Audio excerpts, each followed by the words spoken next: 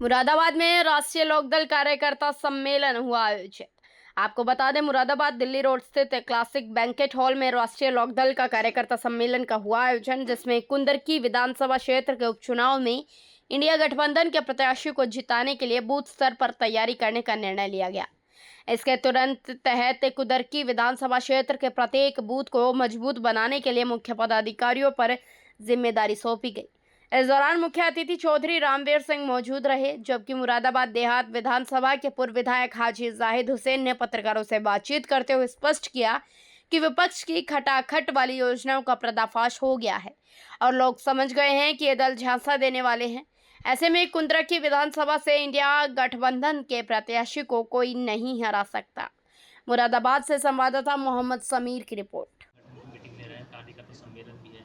क्या किस किस रणनीति को लेकर के मीटिंग की है, क्या कहना चाहिए? हमने मीटिंग आज की है अपने बूथ स्तर की।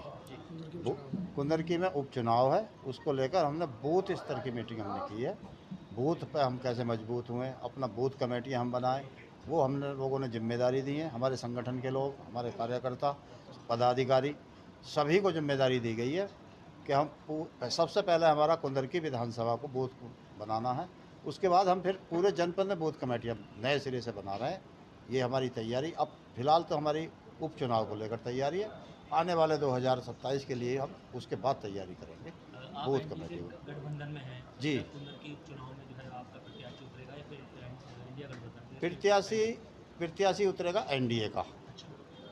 ये कोई मायने नहीं रखता हमारा उतरे या किसी का उतरे, लेकिन एनडीए का प्रत्याशी उतरेगा। हम उसी की तैयारी में लगे हुए हैं। क्या क्या जिम्मेदारियाँ सौंपी गई?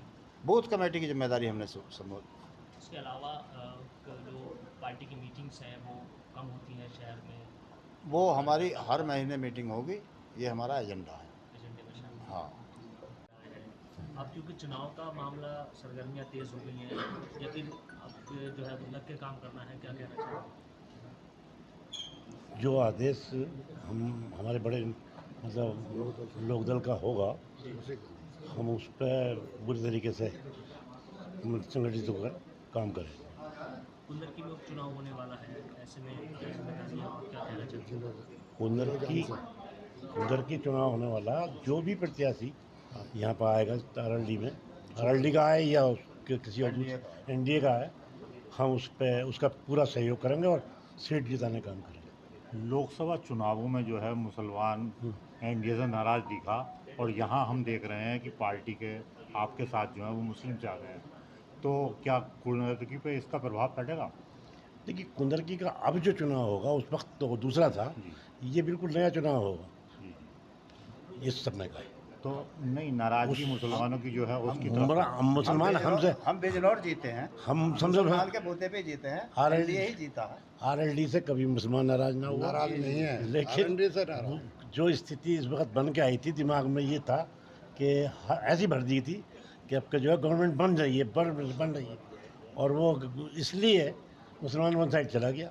अगर उसे ज़रा भी डाउट होता तो वो हमारे साथ में रहता। विधायक जी, अभी पिछले जो उपचुनाव हुए थे 13 सीटों में से सिर्फ एनडीए गठबंधन को 2 सीटें मिली हैं, बाकी जो एक निर्दलीय और 10 सीटें इंडिया गठबंधन को मिली हैं।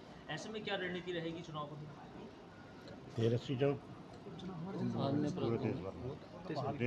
जो उपचुनाव हुआ था उसमें 13 सीटों पर, उसमें 10 सीटें इंडिया गठबंधन जीती थी, एक निर्दलीय और 2 जो है वो एनडीए गठबंधन को गया था। अब चुनाव में क्या रणनीति है, क्या कितनी सीटें आने की उम्मीद है?